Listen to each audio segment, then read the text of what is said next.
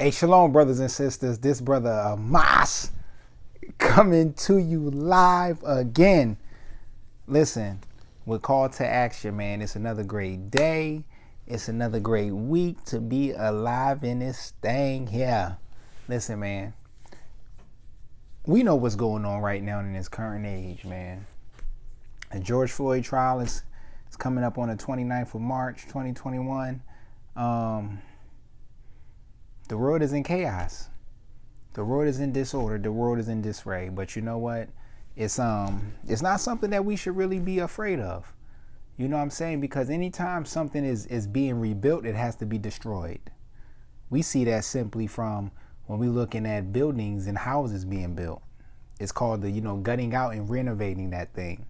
But when this world gets renovated, you so-called Black Hispanics and Native American brothers and sisters who've endured and kept the commandments of the Most High God, that is our supreme God, you will be the owners, while everybody else will be, in a sense, renters. And guess what? They'll get the worst end. You think this is bad? Watch what's to come. But listen, week after week, I come on this thing here, and I speak to you from a biblical perspective because that's all that matters, right? And there's some who challenge in the dark, and some who challenge up front. But guess what? This is what you must understand. Anytime we come out this Bible, it has to always be thus saith the Lord. It can't because what we feel or what we think or what we believe. We can just thumb through the scriptures and we can find out what it is that needs to take place. So let's start you off with this. 1 Peter chapter 4 and verse 11. If any man speak, talking about if any man speak of this Bible of the Most High God, let him speak as the oracles of God. If any man minister, let him do it as the ability which God giveth. The only way I'm able to speak this boldly and call out the sins of others and really deal with these other nations and what's going on in America is because of the Most High God gives me the power and authority and the courage to even do so. God in all things may be glorified through Jesus Christ, to whom be praised. Let me read that again. If any man speak, let him speak as the oracles of God. If any man minister, let him do it as the ability which God giveth.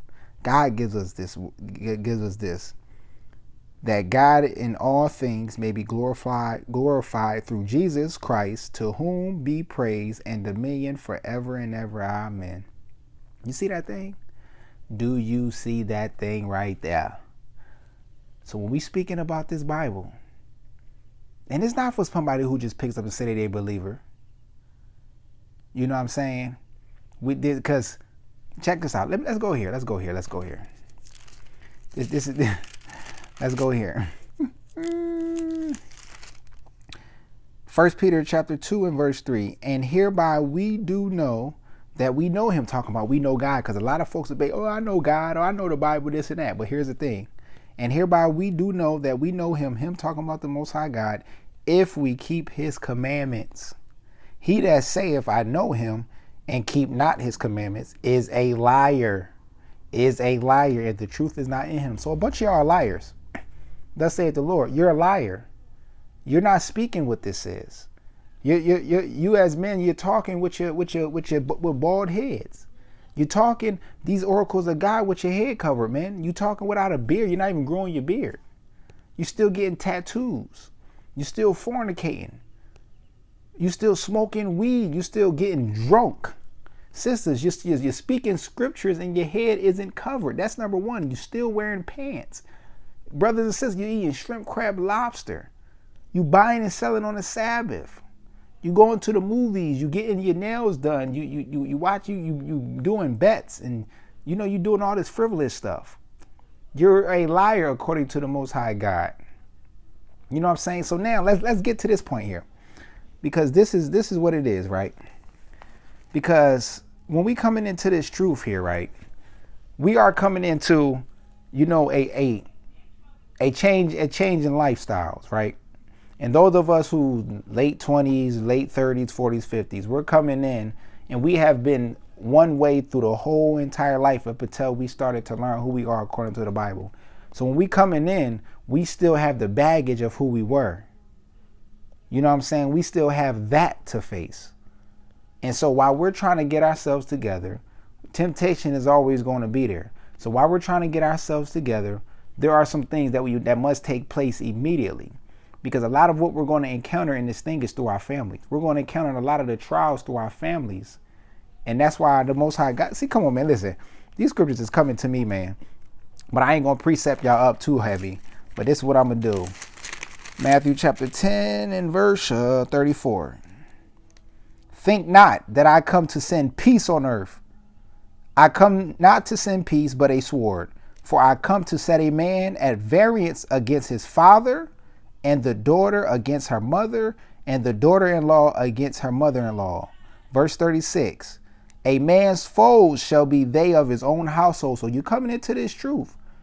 You're going to get some hardcore because your family is used to you being one way. Your family used to you celebrating Christmas, your birthdays, you're going out, having barbecues on the Sabbath day, going even church, all doing all type of reckless things. But there's verse 37.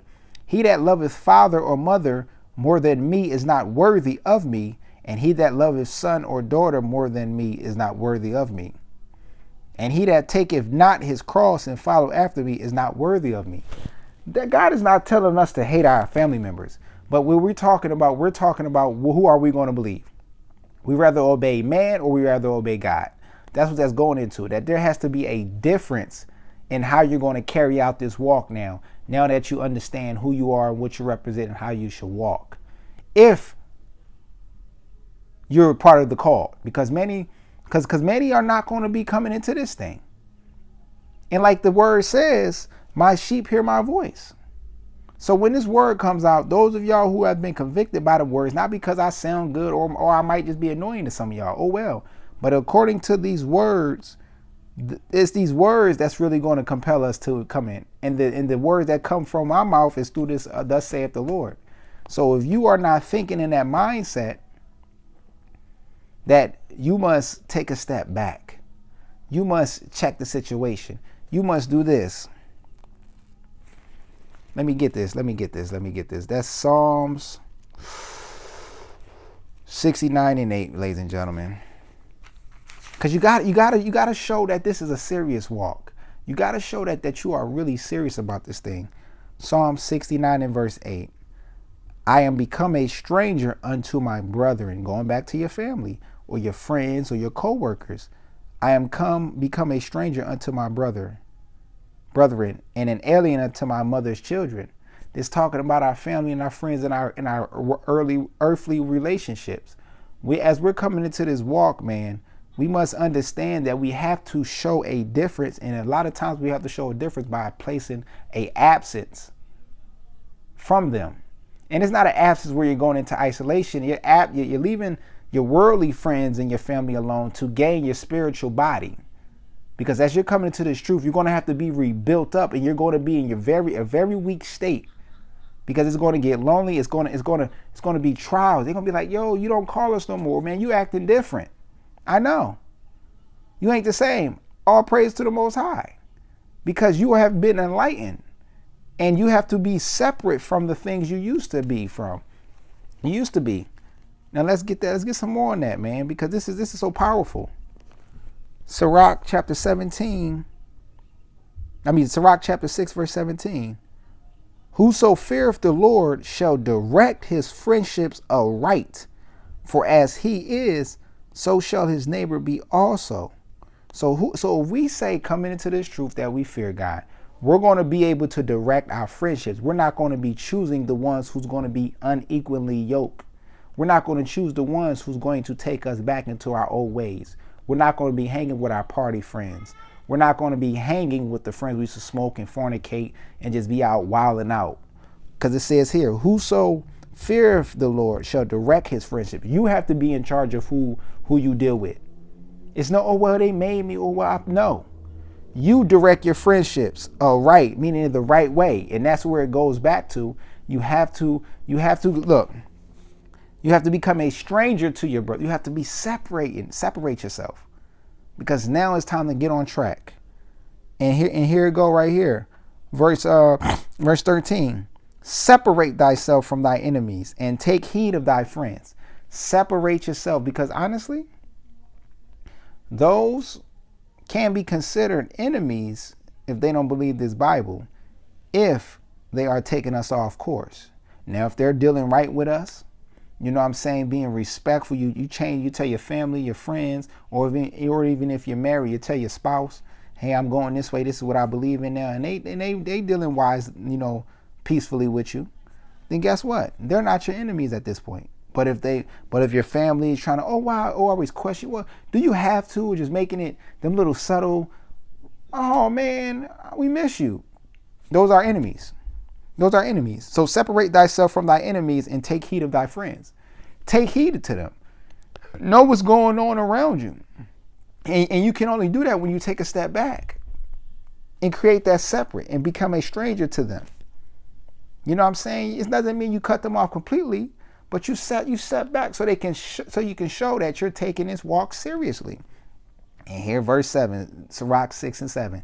This is what we use when we're talking about proving one another as far as marriage, but this deals with friendships too.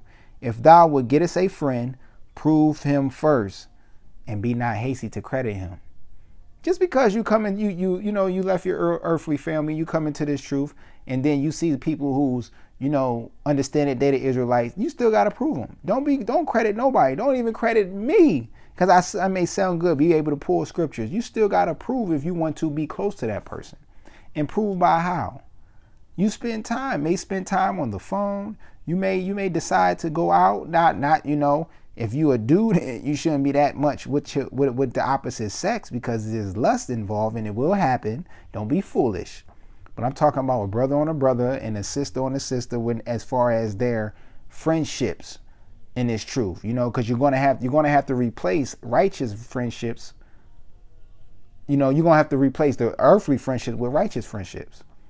But you got to prove one another, because some people may quote scripture or may be thinking they walking, but then when you get around them, they say little subtle things that can really change your spirit, or they're not doing decent things around you in that sense. You know what I'm saying? So now let's continue with some more.